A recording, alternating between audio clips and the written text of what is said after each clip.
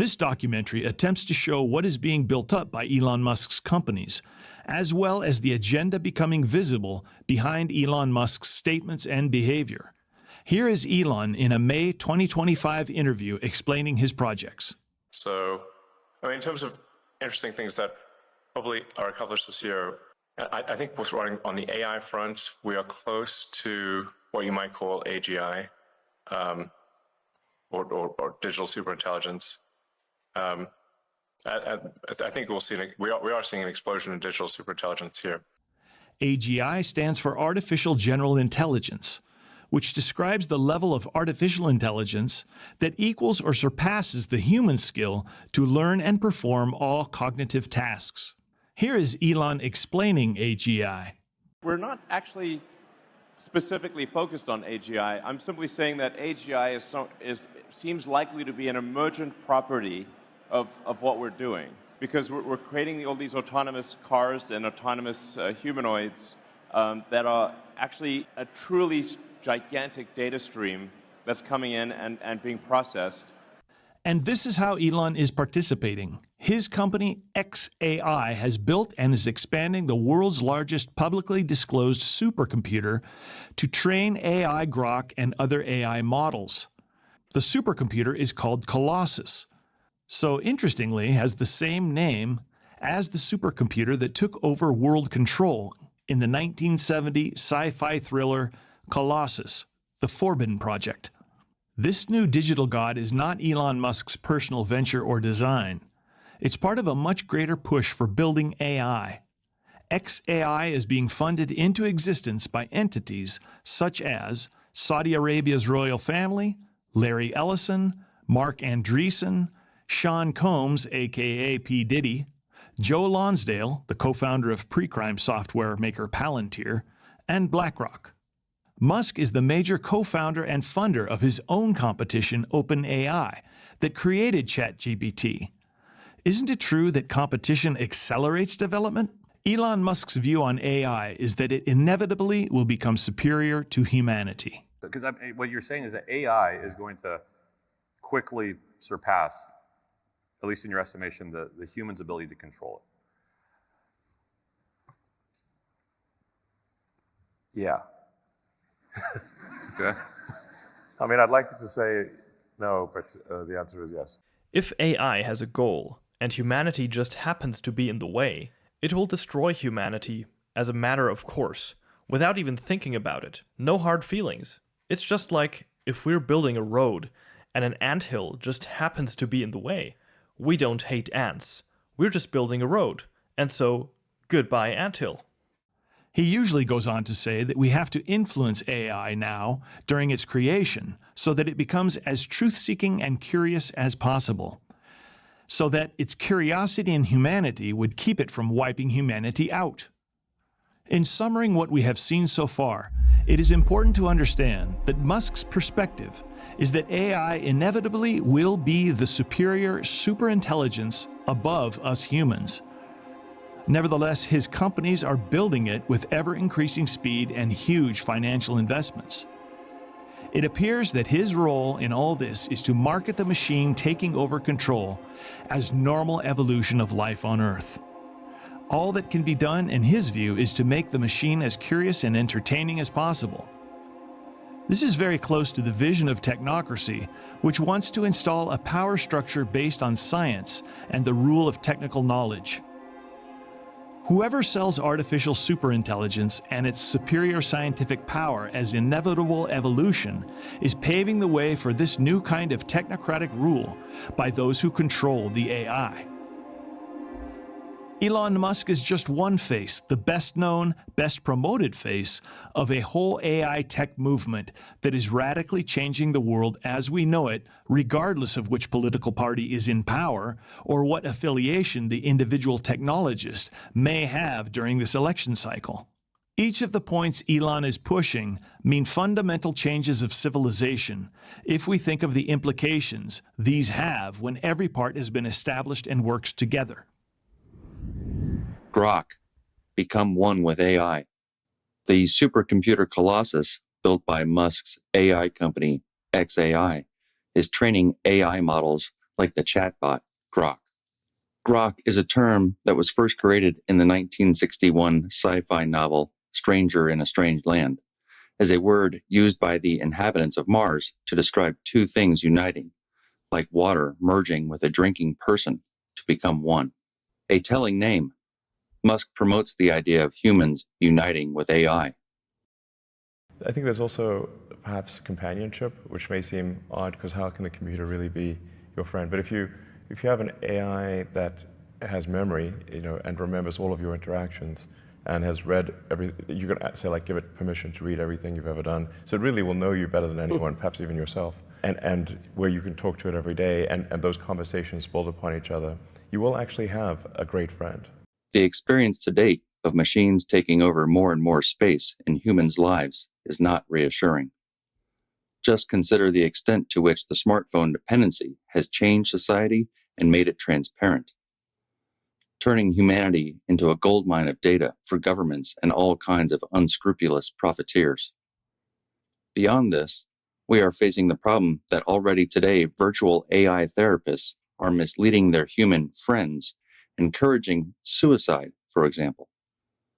But Musk wants to go even further. AI is getting better and better.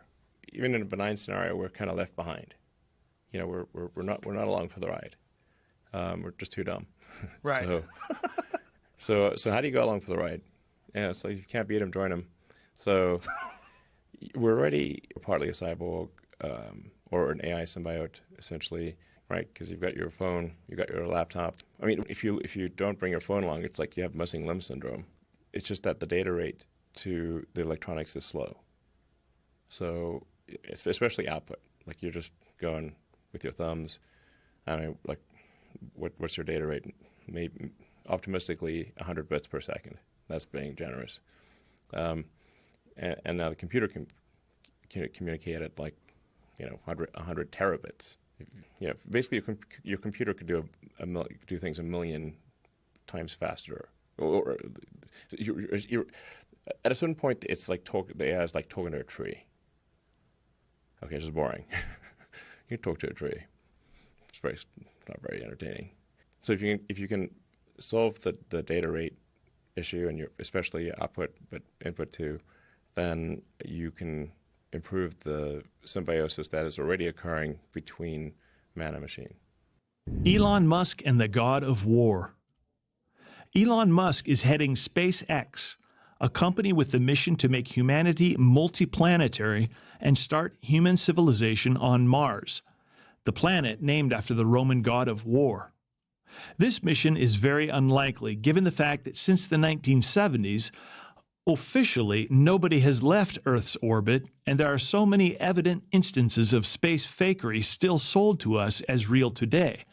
Sadly, under the guise of progress and exploration, a much more sinister and nasty reality shines through when we take a deeper look into the projects SpaceX and the subdivisions Starlink and Starshield, where their money is really being made. First off, SpaceX does not exist because of Elon Musk's urge to explore Mars. It exists because powerful government intelligence-linked forces built it up and saved it from ruin multiple times. While Elon Musk claims to be opposed to government subsidies, SpaceX always lived off massive government grants. Over the years, $22 billion in government contracts were awarded to the company. Musk got massive support by Mike Griffin to build up SpaceX. Starshield is the military-industrial business unit of SpaceX that works on developing space weapons, as we just heard, and on what they call, quote, Earth observation. Earth observation means high-resolution surveillance by the National Reconnaissance Office and others, for which SpaceX is launching a spy satellite network. This new imaging satellite constellation, built in partnership with SpaceX and Northrop Grumman, is designed to support military operations. The NRO, which designs and operates classified U.S. government surveillance and intelligence satellites, has characterized this rapidly expanding network as critical to modernize U.S. intelligence gathering from space. In its reporting, Reuters suggests that the high-quality imaging sensors on the SpaceX satellites in low Earth orbit will exceed the resolution of some of the best US spy satellites at higher altitudes. They may also provide a superior alternative to the current use of drones and reconnaissance aircraft, which can be risky to fly in the airspace of other nations. If successful, the sources said that the program would significantly advance the ability of the US government and military to quickly spot potential targets almost anywhere on the globe. The German armed forces sealed a deal with SpaceX to transport spy satellites into orbit. They were launched in 2022 and 2023 and have the following capabilities. As radar satellites actively emit electromagnetic pulses that are only slightly affected by atmospheric turbidity, they continue to provide reliable images even in darkness and through dense cloud cover. And more than just surveillance is being discussed openly. Starlink satellites are directly involved in testing and use of the new weapons in the new global arms race, as we can observe in Ukraine. Elon Musk says that Starlink is the backbone to Ukraine's military communications. It is actually very important to have space-based communications that cannot be intercepted, which is Starlink. What Starlink offers. Starlink is the backbone of the Ukrainian military communication system because it can't be blocked by the Russians. Essentially, it's the only thing that can't be. He added, "If it were to be turned off, the entire front line would collapse." Since 2022, Starlink has become the main internet and communications provider for Ukraine and its armed forces, funded with US and Polish taxpayers' money. The Telegraph writes, "The advanced satellite system keeps the army connected despite power outages and helps forces to target Russian tanks and positions." The Ukraine Starlink situation again reveals Musk's role as the salesman with a forked tongue. Musk came forward and called for peace, saying that he is tired of this senseless war. He even put a stop to Starlink-reliant drone attacks personally. This effectively pulled the wool over the eyes of freedom and peace lovers, who now see Musk and his operations as somehow a force for peace. But of course, Secretary of State Marco Rubio and Musk are quick to assure that Starlink will remain fully operable in Ukraine. Why not shut it off?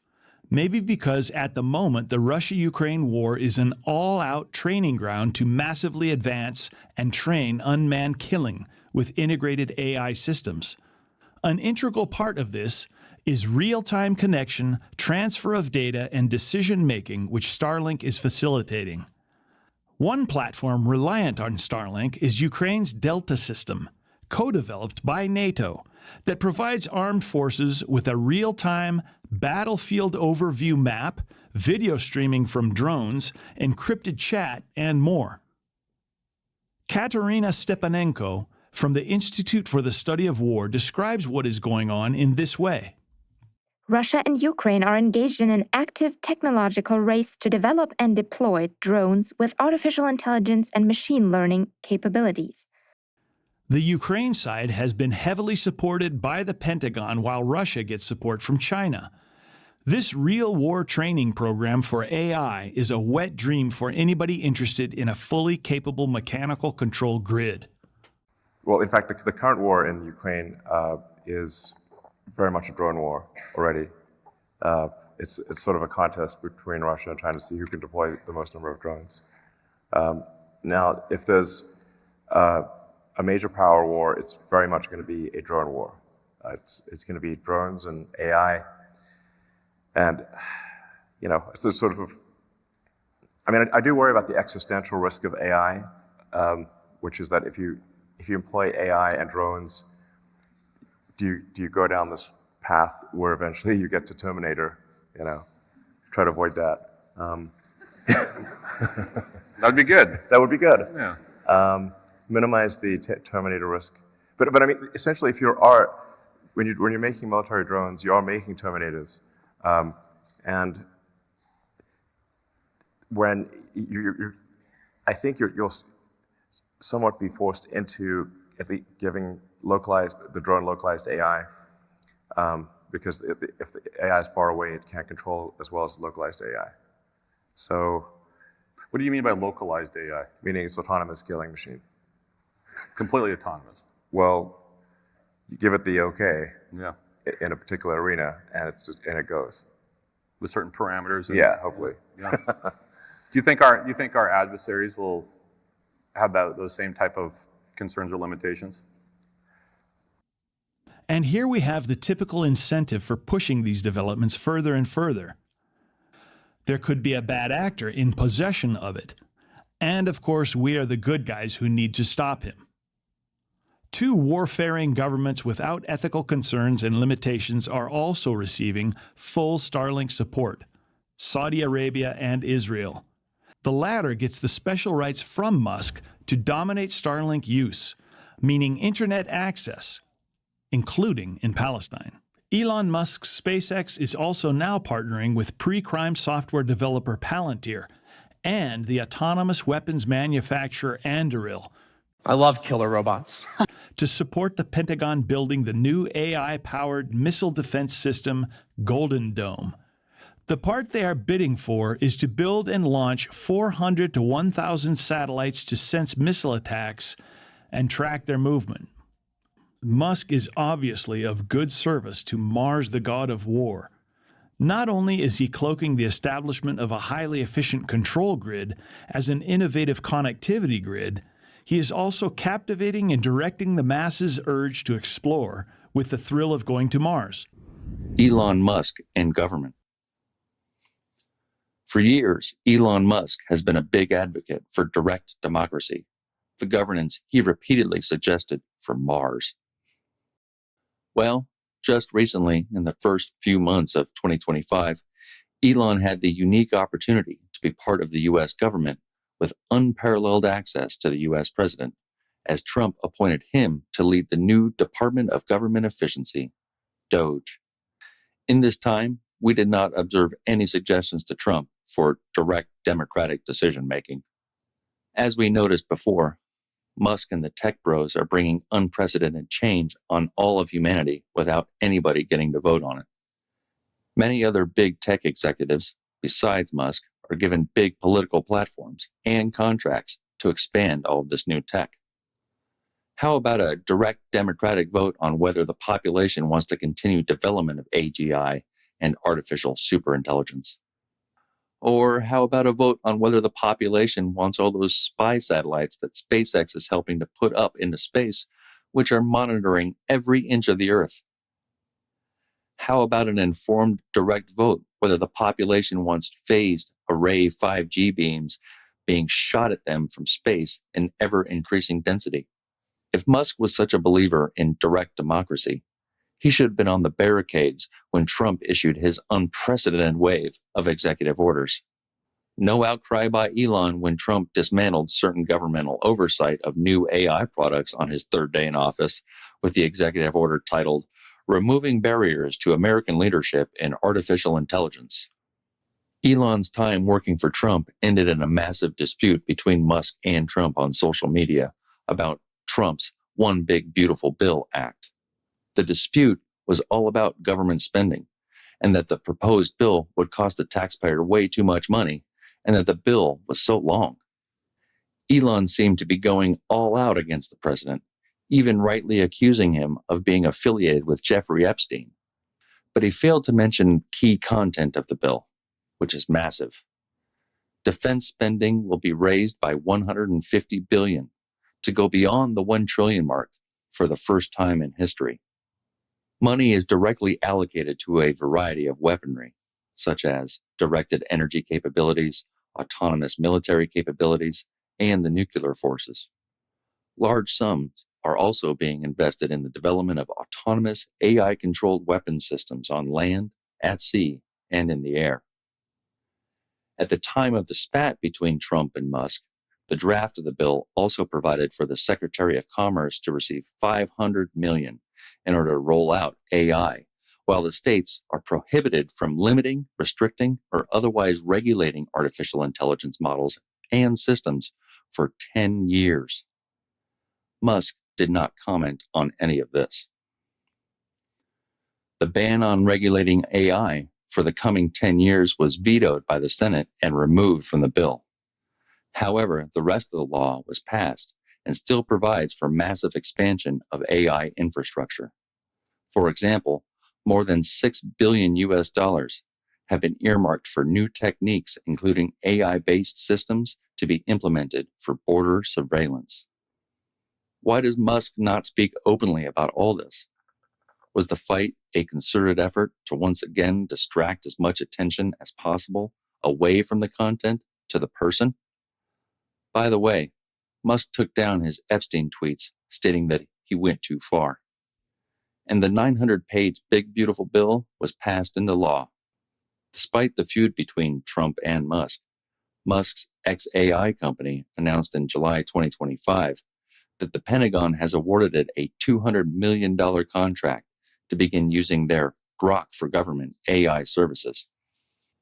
Musk headed DOGE, the Department of Government Efficiency, for the first 130 days of Trump's second term, though it is said that the main person in charge was Steve Davis, the former CEO of Musk's Boring Company and an executive with an X.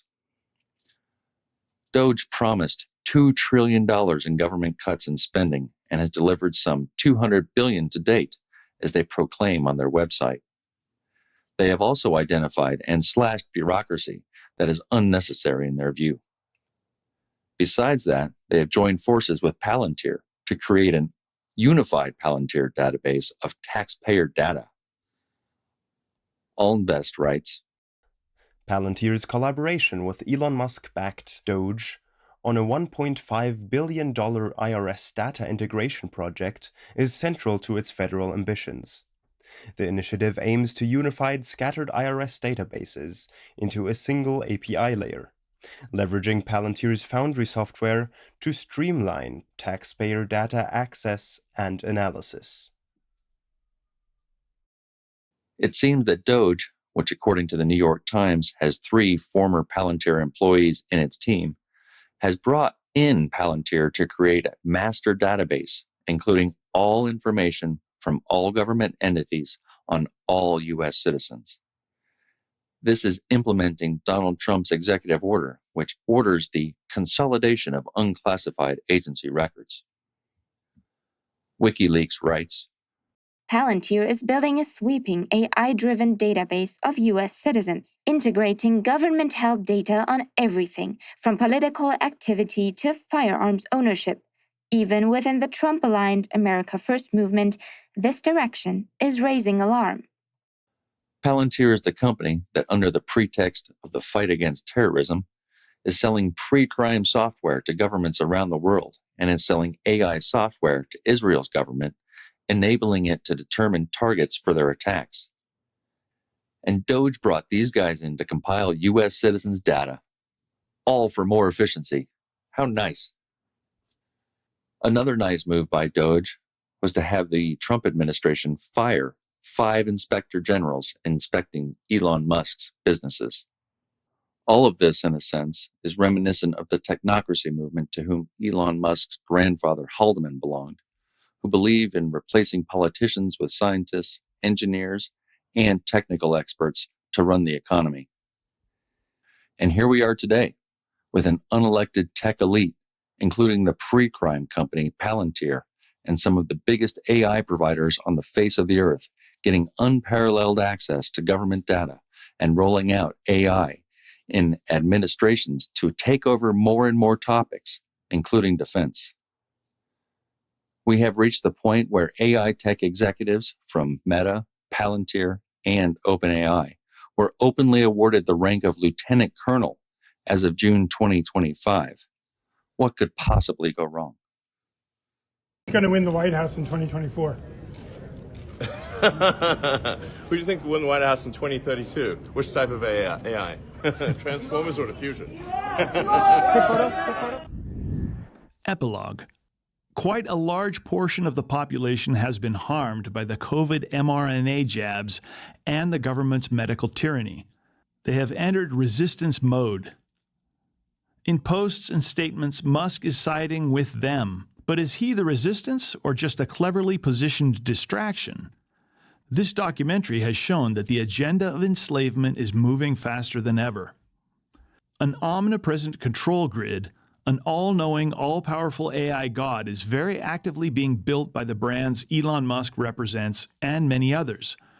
Sadly, we can't rely on Elon Musk to stop this. He has already surrendered to it.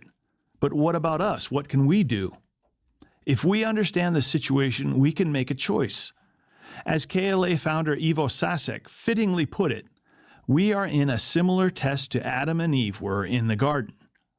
Will we unite with the AI fruit offered to us by the dark side and surrender to it as Musk has, which will inevitably lead us straight into slavery and dystopia as has never been seen before? Or will we refuse to be blinded by the seeming benefits of joining AI and choose to bring true life to a next level and unlock the wonderful potential in us and our fellow humans? It is also of critical importance to recognize that this AI machine only feeds off its creator's input. It can only draw conclusions on the basis of our existing level of knowledge and data. So whatever flaws and errors are prevalent in our human ideologies, reasoning, and conduct, they also will be prevalent in the AI that is trained with that data. AI simply reinforces what its makers want it to reinforce. What this new digital god totally fails to take into account is our ability to renew our minds and change our behavior, and through faith, supernaturally change our circumstances and reality. Your AI prescription, based on your behavioral patterns and lifestyle, becomes meaningless once you realize that unprecedented capabilities and intelligence slumber in each and every one of us and are waiting to be accessed. No digital interface needed. Quite the contrary, letting go of old securities, becoming weak and small in one's own ability and knowledge is the key to unlocking these treasures of untapped potential within us and within the network of truth-loving people. Together, we form the divine organism. We accumulate our divine abilities. You are not alone. Every cell in the human organism is designed and intended to produce and develop the necessary divine antidotes within itself in times of need. Together we have 1,000 times more abilities, powers, virtues, and possibilities than the worst devils working against us could ever have. And if we use the coming AI solely to let the AI trappers fall into their own trap, we will be head and shoulders above them.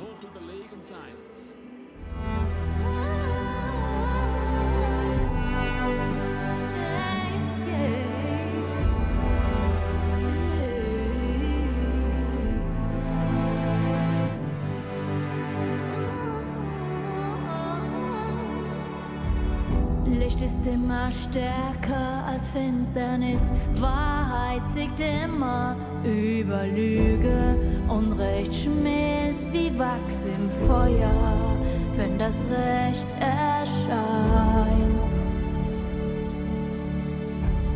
Alles kommt ans Licht, was sie Böses taten, nichts bleibt verborgen, es gibt kein Versteck, Bosheit sinkt wie ein Stein im Wasser, wenn das Recht erscheint.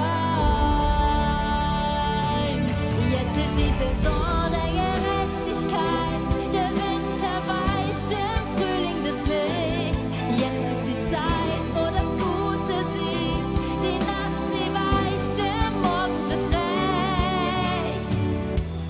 Tausende Jahre wuchsen Weizen und Unkraut, Gute und Böse teilten das Land. Nun kommt der Weizen in die Scheune, das Unkraut wird verbrannt. Jesus sprach ganz klar, was am Ende kommt. Der Gute wird ernten, das Böse verbrennen. Was verheißen wird geschehen, weil das Recht erscheint. Jetzt ist die Saison der Gerechtigkeit, der Winter weicht im Frühling des Lichts. Jetzt ist die Zeit, wo das Gute siegt, die Nacht, sie weicht im Morgen des Rechts. Jetzt ist die Saison der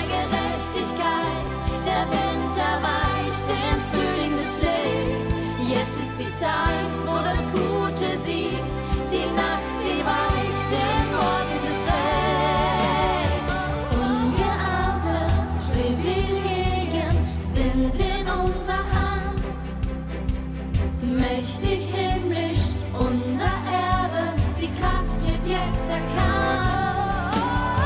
Ungeahnte Privilegien sind in unserer Hand. Machtvoll himmlisch angestammtes,